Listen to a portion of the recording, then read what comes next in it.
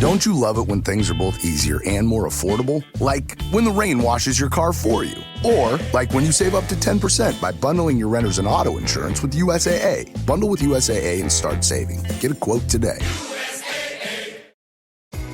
This episode is brought to you by Temptations Cat Treats.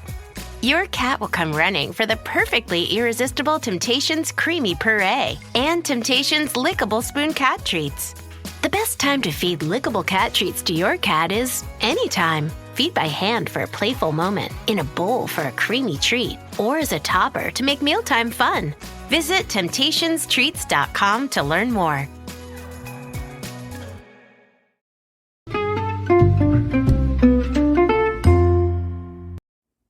Hi, everybody, and welcome to the Dr. Psych Mom Show.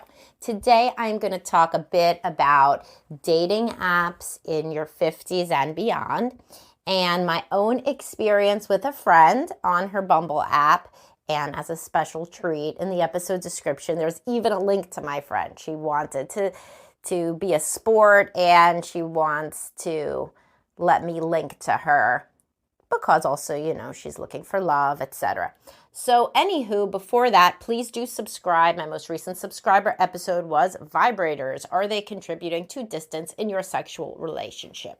And you know that I think that they probably are. But of course, as with anything, there are, you know, a whole range of ways to view this. And I discuss them all for the length of an episode. Okay, so I was at dinner with my friend, Carol, and she is in her 50s and dating. And she's very attractive, and I don't just say that because she's my friend. And we were messaging guys on Bumble because that is what you do. If you are a couples therapist, a therapist like myself, and you're interested in dating, and, you know, but you're married. I am married, so I like to, the best thing happened actually in my secret group. 2 people hooked up recently, and they really like each other, so you should join my Facebook secret group. If it wasn't enough that you get intelligent conversation in there, there's actually a relationship that came from being in the secret group, so I just love matching people up. So I was trying to, you know, message with her, and I was even messaging for some of it, like, you know, saying what she should say, right? And a lot of the guys, they just don't move it forward. And that's like, and then of course, Carol, my friend, loses interest. And even I was losing interest. And I am a therapist, and I could talk to anybody. I could talk to a blank wall, you know. And it was just getting to the point where you could see how people get burned out on dating if all of the interactions are kind of slow moving. So she suggested that I do an episode on this and what would be different. Now, when I was dating, you know, well, I was dating 2 times. I was dating obviously before my first marriage, and there wasn't a lot of internet dating then, although I did go on JDate. And that was fine, but it wasn't that much fun. Not a lot of people did it then. And then again, when I was divorced, and that was quicker moving. Those guys, though, they were in their 30s and early 40s. Now, it was a lot of a different, like, kind of feel, obviously. I mean, people mature, they age, etc. But the guys that she was dating, or the guys that Carol was talking to, were in their 50s, 60s, etc. And I kept waiting for somebody to say, let's meet up. Like, you know, they obviously thought she's attractive enough to message with her, right? And instead, they would say stuff like, let's schedule a FaceTime, or like, let's like, or like they're asking like more and more questions about like, you know, just random shit about like her kids or what have you. It's like, why? You know, it could have been a fun thing. You know, it could have been like somebody saying, okay, let's meet up tomorrow. And I even said, like, literally, like, we were writing stuff like, my favorite coffee shop is XYZ. So then it could have been so easy for somebody to say, okay, let's meet up at a coffee shop. And what I think is at this age of dating, a lot of people are burned out, a lot of people feel tired, and a lot of people have their guard up. And there was really nothing bad in her profile. It was all nice, you know. It's like, oh, I like to have fun, blah, blah, blah, blah, you know. Fair, you know, standard female profile shows that she's in shape, shows she does yoga, shows that she's a nice person, like all the things that you're supposed to have. As I said, she's attractive, she's thin. I mean, for people that there's men out there that are thinking, well, you think she's attractive, but she's not in shape. She's in fucking shape. Like, she runs marathons and shit, or at least 10Ks, which to me is like a marathon, and so, I mean, my point is, she's blonde. Like, my point is that by conventional standards of being attractive for her age, she 100% is, and still nobody's like, oh, let's just go get a drink tonight, let's go meet up tomorrow.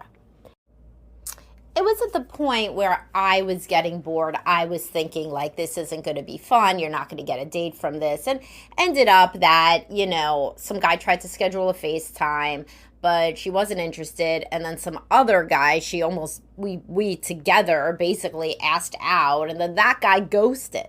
So the point is if you are a man in your 50s and beyond, and you are looking for love on the dating apps, my point is that you got to be more assertive. At this age, a lot of men were raised to be what I call a gentleman eunuch, and to put the romantic part above the sexual part, above the fun part, above the more dominant part. They were taught that would be aggressive. They were taught that would be scary to women. And while she got compliments, they were kind of like a little bit neutered compliments, like, red is really your color. Like, okay, but, why? Like, why is red your color? Like, how about, like, you have a great body? If a woman posts a body shot, by the way, like a shot of her whole body, then you can say, like, you're beautiful, like, you have a great body. They are posting a picture of their body. Now, if it's that their body happens to be in the shot and it's like a big picture of them in front of the pyramids and their body's basically in silhouette, then they're not trying to post a picture of their body. But in this case, this is a sex positive person. She's trying to show that she's attractive, that she's fun, that she's wearing a mini skirt, she's wearing all these Halloween costumes, like, whatever. You can say you have a great body. You can say, like, you look sexy. That is like a nice thing to say. By the time you have a woman who's in their 50s, believe me, they are not a shrinking, shy little flower. And if they are, then if you're listening to this podcast, you're probably a sex positive person who would want to have sex within marriage or dating. And, like, you want to have somebody that has similar feelings. So a good way to test the water to see if somebody is kind of fun and sex positive is to, and I'm not saying that like she's gonna like have sex on the first date, at all. Like, a lot of women do not. But it's just the idea that you can kind of read the room. If a woman is trying to say, oh, I like to hang out at coffee shops, say, do you want to go to this coffee shop tomorrow?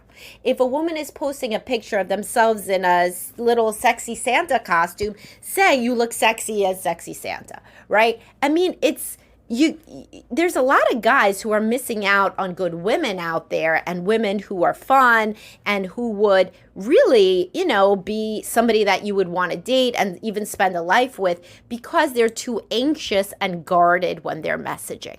I always say move it as fast as you can toward when you're going to meet up, and the point is that you're not supposed to be a pen pal. The point of the app is to meet up. So move it as fast as you can.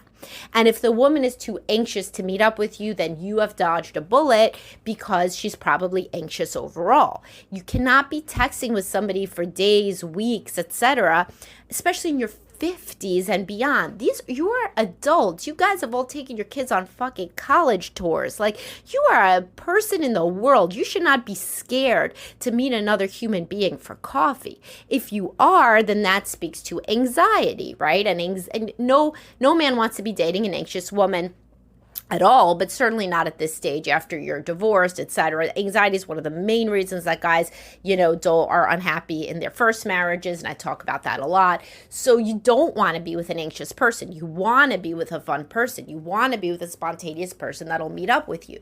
But a lot of guys have been trained to be more passive and to, Like why? Why would he have to do a FaceTime first, right? Like, so what's the worst that would happen? That she posted somebody else's pictures and she shows up and she's not who she said? Well, then he would have coffee with that other person that he's not attracted to, and then he would be done.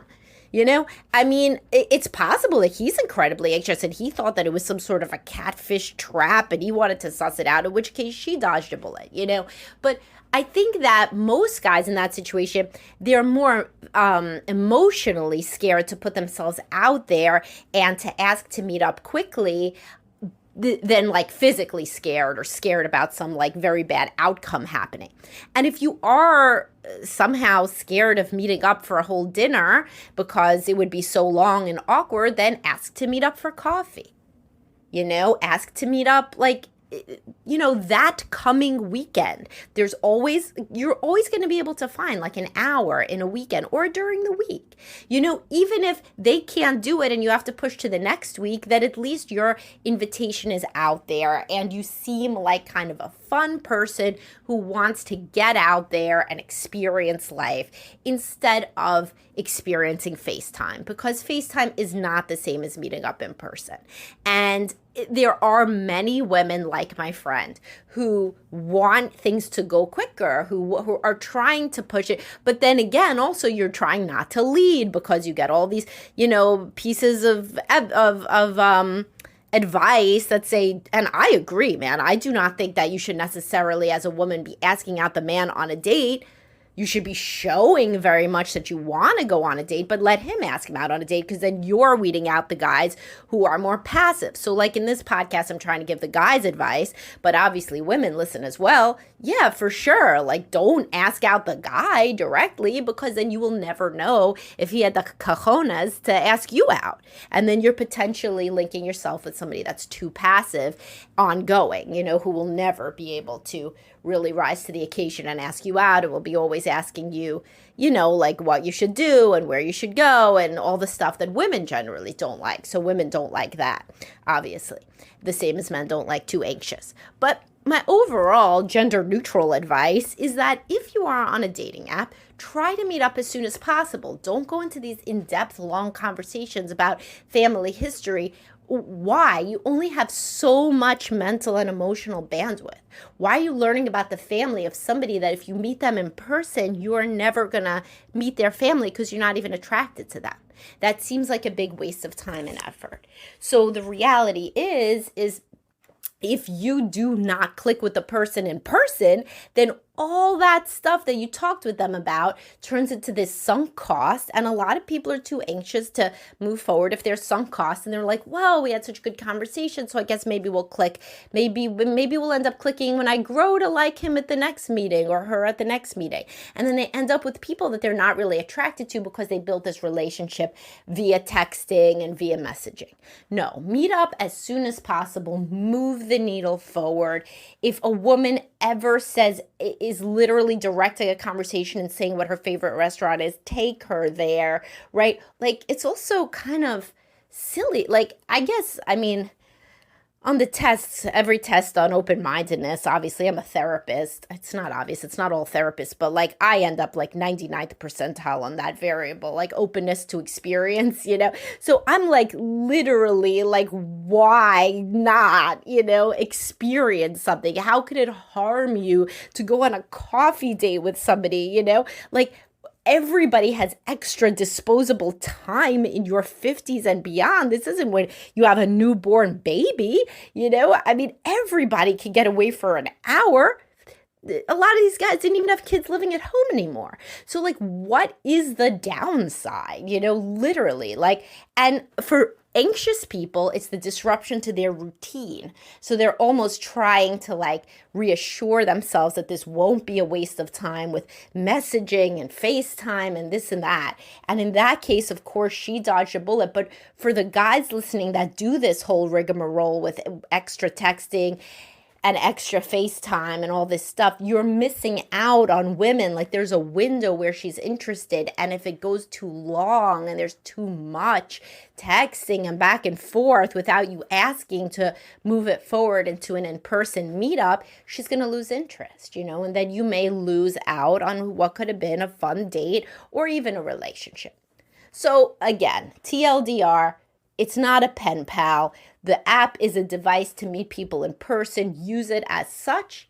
You know, I love these apps. It's where I met my husband, and they can be very, very useful. But if you have anxiety, or you have your guard up, or you have some, rigid way that you're viewing that things have to go into a certain progression before you ask somebody to meet up, you're missing out on a lot of people. And of course, therapy can help with increasing open-mindedness, flexibility, and decreasing anxiety, and understanding what is real world concerns versus what is stuff that you've kind of made up that's a figment of anxiety.